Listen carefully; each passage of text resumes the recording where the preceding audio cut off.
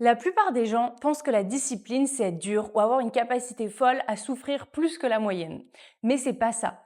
Souffrir pour souffrir, ça ne sert à rien pour atteindre tes objectifs. Je vais t'expliquer ce qu'est vraiment la discipline et spoiler, c'est pas une question de volonté et c'est encore moins une question de persévérance. Alors voilà, la discipline n'est pas dans ton ADN, tu n'es pas né avec. Elle est dans ta conception. En gros, c'est une question de rendre le succès plus facile que l'échec en concevant ton environnement pour qu'il fasse le travail à ta place. La discipline n'est pas un trait de personnalité, c'est un système. Quand j'avais 20 ans, j'enchaînais les relations toxiques. J'avais pas le chir que je voulais, j'avais pas le corps que je voulais, le travail que je voulais, c'était la cata. Et je me disais, je suis juste quelqu'un qui n'est pas discipliné. Je ne tiens rien. Alors que je voulais vraiment. Je voulais vraiment le corps de mes rêves, je voulais vraiment le taf de mes rêves. Mais voilà ce qui s'est passé. Une fois que j'ai mis des systèmes en place dans mon environnement pour rendre plus facile de perdre du poids que de rester comme j'étais et stagner, pour rendre plus facile d'avoir les bonnes amies que les mauvaises et pour rendre plus facile de travailler dur que d'être paresseuse, soudainement, j'avais l'air vraiment plus disciplinée. Par exemple, j'ai mis un bloqueur sur mon téléphone pour qu'il m'empêche de scroller plus de 30 minutes par jour. Donc je sais que si ma priorité, ça n'a pas été de poster mon réel par exemple, de faire mes stories et de répondre à mes messages du travail, je vais me retrouver sans pouvoir travailler. Pareil pour la perte de poids. Quand j'étais étudiante, j'avais pas beaucoup de sous et même si je travaillais les week-ends, j'étais radine. Donc j'achetais pas grand-chose aux courses. Résultat, quand j'avais envie de chocolat à 22 heures, que tous les magasins aux alentours étaient fermés, c'était plus compliqué pour moi de m'habiller, de prendre le métro, de trouver quelque chose d'ouvert que de rester chez moi au chaud sans chocolat. C'est là que j'ai réalisé que être discipliné, c'est difficile sur le moment, mais ne pas l'être, c'est difficile plus tard et pour le reste de ta vie. La plupart des gens ne sont pas disciplinés, simplement parce qu'ils ne mettent pas de système en place et ils comprennent pas comment ça fonctionne. Alors ils pensent qu'ils sont paresseux.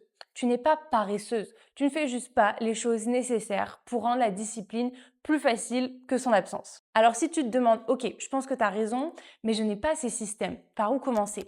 La première chose à faire, c'est de bloquer du temps dans ton agenda pour faire des recherches et mettre ces systèmes en place. Même juste le système d'écrire les choses pour te rappeler de passer à l'action, c'est déjà un excellent système. La question à te poser maintenant, c'est quelle friction existe dans mon environnement actuel qui rend plus difficile d'être discipliné que de ne pas l'être. C'est la première chose à laquelle réfléchir. Qu'est-ce qui m'entoure? Est-ce que c'est la nourriture dans mon placard, mes amis? Qu'est-ce que je dois extraire de mon environnement pour rendre la discipline plus facile?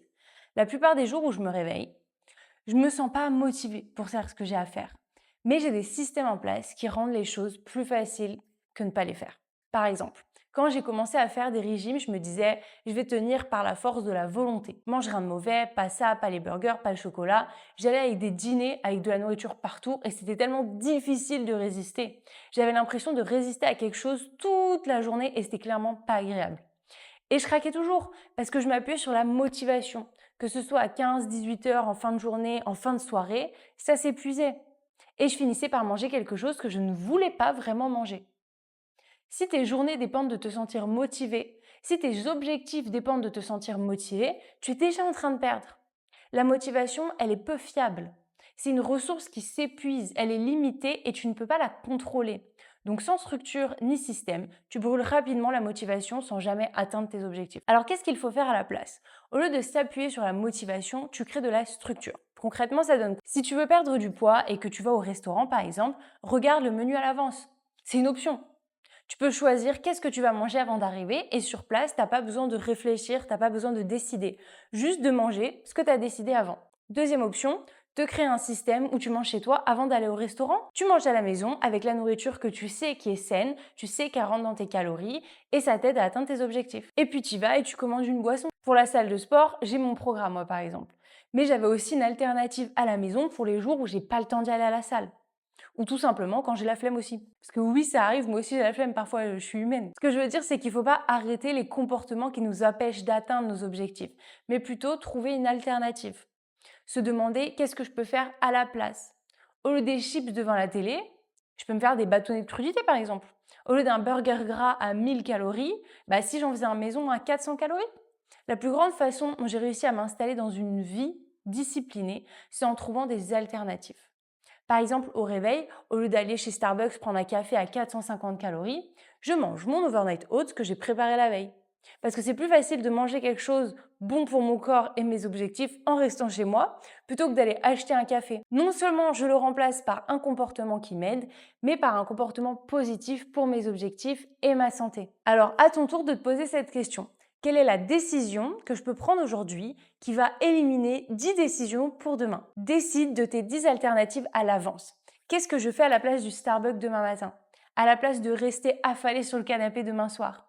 À la place des 10 bières de cette soirée? Le but, c'est pas d'être en mode « Oh mon Dieu, non, je dois pas faire, je dois pas faire, je dois pas faire ». Et si tu prends ces décisions à l'avance, tu n'as plus qu'à suivre le plan, tu n'as plus qu'à suivre le système, pas à réfléchir. Le plus grand mensonge que les gens se racontent, c'est que la discipline doit être difficile. Si c'est trop dur pour être répété, girl, ce n'est pas de la discipline. C'est ton ego qui parle. Parce que si la discipline ne te semble pas facile, c'est que tu l'abordes de la mauvaise façon. Par exemple, quand j'ai lancé mon business, je voulais travailler 7 jours sur 7, de 8h à 22h. Et dans ma tête, je me disais que pour que ça marche, il faut que ça soit dur. Sauf qu'au bout d'un an, 100 jours de repos, j'étais moins efficace. J'étais moins épanouie sur le plan personnel, je culpabilisais dès que je ne travaillais pas, mais d'un autre côté, j'angoissais à l'idée de travailler. C'était un cercle vicieux. Et c'est là que j'ai compris. Si quelque chose est trop dur, trop punitif, trop avancé, trop tôt, tu vas l'associer à quelque chose de négatif et tu vas l'éviter. Tu te punis essentiellement. Et quand on se punit, on évite la chose qui peut potentiellement nous faire souffrir. Si à chaque fois que je vais m'entraîner, par exemple, je souffre terriblement après, je vais finir par éviter de m'entraîner parce que je sais ce qui suit après. Tu ne rates pas la discipline, tu l'abordes simplement avec trop d'ego, trop de standards, trop élevés, trop tôt, ou depuis un lieu d'anxiété plutôt que de facilité et de constance. Alors quoi faire à la place? Abaisser la barre et accumuler des petites victoires. Rendre tes tâches tellement atteignables que tu te sens bien après les avoir accomplies. Et si tu fais quelque chose que tu sens bien après, tu auras envie de le refaire. Parce qu'on aime les choses qui font du bien. C'est te regarder en gros comme une scientifique plutôt que comme une juge de ta propre vie. Tu veux être la scientifique de ton propre comportement, pas le juge qui essaye de te punir toute la journée.